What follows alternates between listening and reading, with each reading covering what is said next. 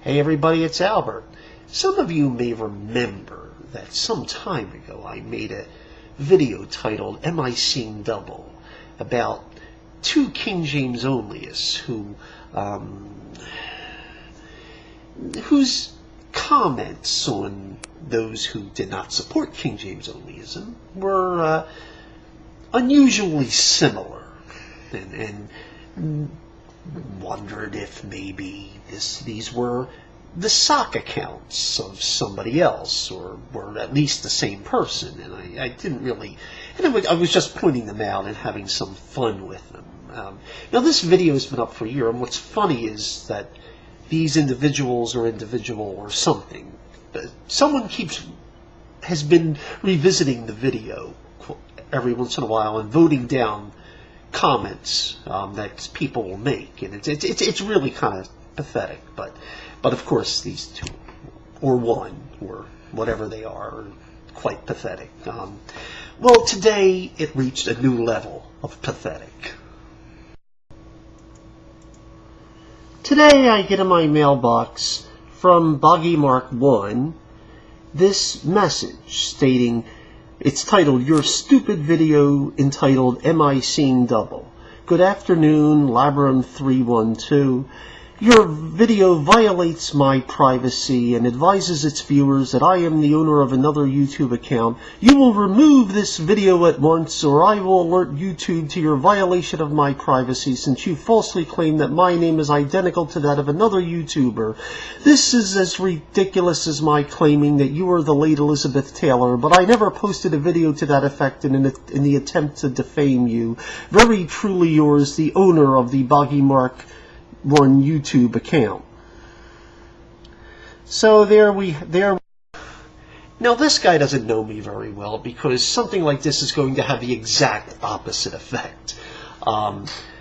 First of all, this clown doesn't understand YouTube's privacy policy very well, and I'm right now I'm looking at the page, and it states and I'll put a link to the bottom here so he can read it himself. For content to be considered for removal, an individual must be uniquely identifiable by image, voice, full name, social security number, bank account number, or contact information such as home address, email address. Examples that would not violate our privacy guidelines include gamer tags, avatar names, and address information in which the individual is not named. So, no, I haven't violated the privacy policy. You can complain. Go right ahead, and I'll fight it, and I'll win. And in the meantime, though, you see, something like this, you just kind of have to answer it better. So what I'm going to do is, as soon as I'm done speaking here, the next thing you'll see in this video is the original video that he's complaining about. It'll all be right after I'm done here. It'll be this part of the same video. I'm going to add the original video to it, and I want everyone to feel free to mirror this video with my comments and then the original video, and you know, this is a good freedom of speech kind of thing, and so besides, this is just going to tick him off even more. So I think that's a lot of fun, and I think it's a worthwhile project, and hopefully maybe we can get 10-20 more people to do the same thing, mirror this video, and just drive them up a wall. Just have fun with it. Go with it. Go with the flow. Thank you very much for your time, and now to the original video. Hey everybody, it's Albert, and yesterday I made a video that stated, could it get any more pathetic? And well, if you put a challenge out like that, somebody's going to come up with a way of doing it, and actually they've done it in the past. I just didn't really pick up on it, or I wasn't certain of it. I had actually thought of mentioning this in that video, but just said, I wasn't really sure, so I didn't want to go with it yet. And that deals with the individual who I mentioned as boosting his own, basically giving himself the thumbs up repeatedly. It was an account under the moniker JJ Peckus III III. It goes JJ Peckus III. And he always seems to work in tandem with this fellow Boggymark1. And what's interesting is both have this rather unusual writing style. It's very much a throwback, almost like a 19th century English. Not really Elizabethan, certainly, but if you've ever read anything from, let's see, first half of the 20th century or late 19th century, it's a different writing style. And it sort of resembles that. I'm not saying it is that, but it's just a rather stilted form of the language, and at least to contemporary ears. So I was kind of curious about that, you see, because there were some definite similarities, and I really had considered the possibility that they were actually the same person. Certainly the thought had crossed my mind before, but it wasn't something I really felt like tracking down. Well, when I made the video, there was a comment made by someone who said they are the same person, and you can tell because they make the same comments on, sometimes even in the same video, because they kind of lose track of what they're doing. And I have noticed, but it's kind of a thing when you get into these sort of debates, when you're going back and forth with comments, you can lose track of who's saying what very easily, particularly the way YouTube has the page set up now. It's kind of hard to keep track of all the comments and where they're going, and you sort of like, you know, didn't the other guy say that, and why is this one answering me, or something, and you sort of get that sort of flow going, and you're not, and it was very curious, and I noticed that there's certain catchphrases. First of all, when you deal with both of them, there's a pattern. They have a set number of, quote, facts that are usually taken from King James only websites, and they don't really have a whole lot of depth to it, and they'll continually state these things, and then when you catch them, basically you're wrong, then they go back to some catchphrase that the King James version is free from errors, blah blah blah blah blah, and there's these various catchphrases, so you get in these, basically they end up, every time you catch them in basically something that's wrong, they just roll back into the circular reasoning as their escape, as their closeout to the art, and then they just, you know, they try to change the subject. So, and that, anyone who's dealt with either one of them knows exactly what I'm speaking of. Well, after I got this note that, you know, yeah, they do, and I'm thinking, well, maybe let's go check, because there's these definite key phrases and styles, and I'm going to do a little analysis of their comments. So let's go take a look. First of all, I'm on the King James Only Controversy video by Bubba Chad, and what I'm going to do here is actually move down this page, and you'll find that down here we have this comment by J.J. Peckus III. I want you to look at that last line. Free of errors, omissions, and additions, the King James Bible is the Holy Scriptures in English. Now this is, anyone who's dealt with him knows this is an absolute catchphrase that you'd be familiar with. Now watch. We go down a little further, and again with J.J. Peckus III, we have the same line, that it's free of errors, omissions, and additions as a matter of historical fact. This is his absolute catchphrase. And we move down a little further, and now we have Boggymark1. Free of errors, additions, or omissions, the King James Bible is the Holy Scriptures in English as a matter of historical fact.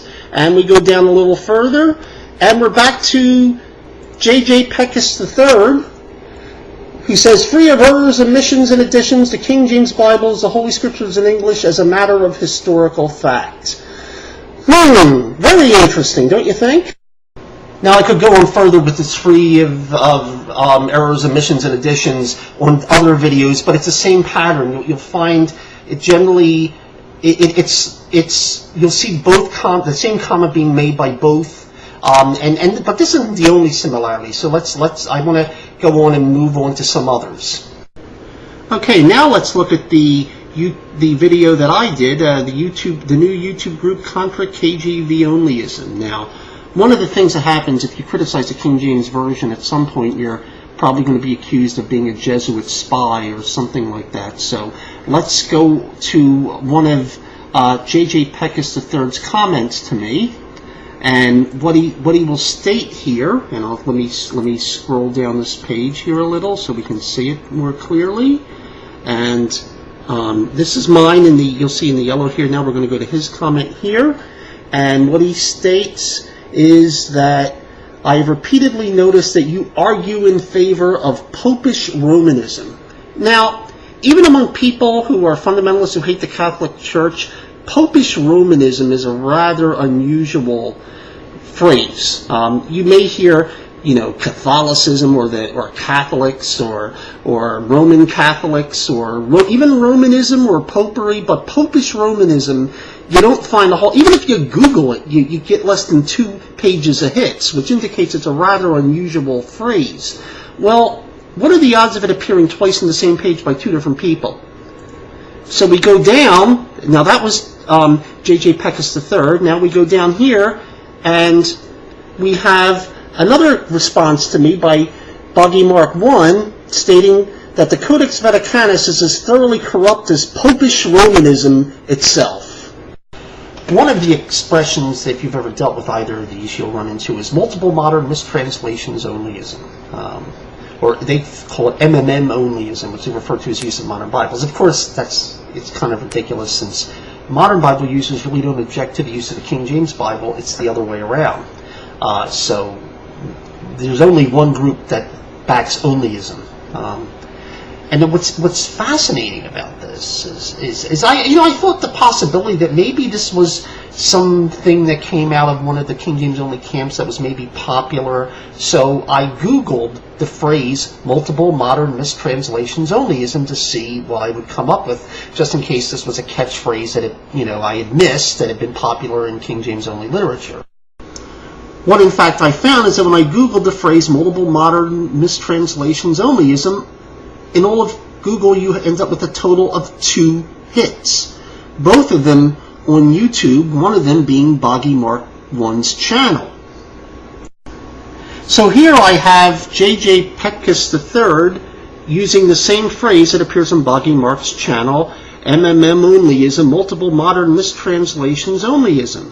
Then later on, in this is on the same my video. It's on the comments page for my video announcing the King James Contra King James onlyism group. Later on the same page, we come down and find that again we have J.J. Peckus III making the same assertion about multiple modern mistranslations onlyism over here, and so again you have Peckus making the same statement, and then later on again Peckus saying multiple modern mistranslations onlyism, and then again this is obviously a big favorite, multiple modern mistranslations onlyism, and then down here we get to Boggymark1 enters the picture, and he uses the same thing, MMM, the modernist error, the foolish modernist error of MMM onlyism, multiple modern mistranslation onlyism.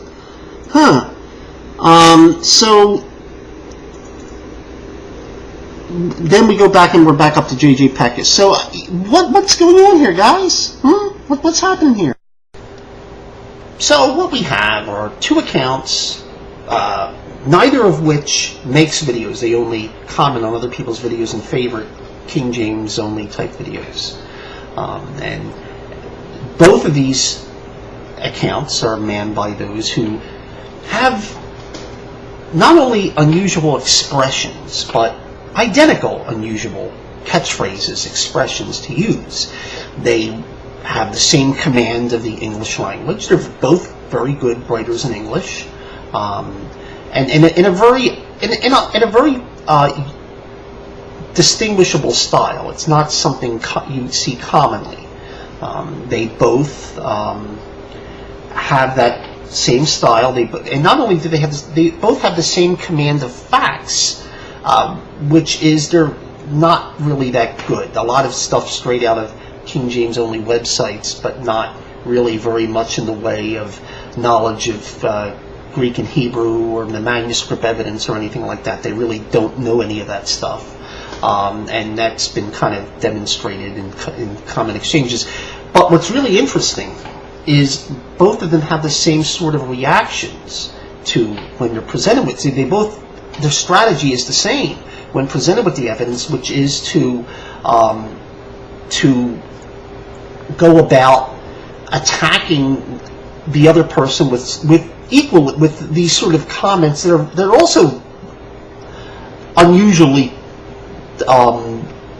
identical or close to each other in their style of commenting, in terms of attacking other people who've basically exposed them for not really knowing anything, and they both then resort to these catchphrase expressions about free from error, and anyone who's dealt with them, and you can contact, if you need verification of this, you can contact Brainouty or Ancient Hebrew Org or anyone who's dealt with these Blood Chad. It's the same thing. Everyone's seen it. Everyone's seen it. So it's the same style of responses, the same progression of events, where they'll just go about, making stuff up as they go along, and then when they're caught, basically, right, where they just have no defense, then they sort of attack the other person personally and throw in free from error, blah blah blah. It's the same. So there you have it. So now, if this were a website that I were the admin of, I could look up the IP addresses, and that would more or less cinch it.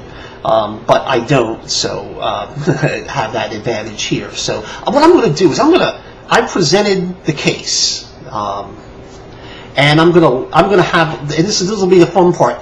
Make comments. Tell me what you think. These guys are the same person or not. In fact, I suggest you go to Blood Chad's video, and I'll put the links in for the old comments on Blood Chad's video and my video that I've used in assembling this. I'm sure others could add pages with other videos where they're and just look at the general sentence structures, the way they express things, and you tell me. Do you think these are the same guys or not? I think it's fairly interesting, and this will be sort of like a little game for today. So there it is. You decide. Thank you very much for your time.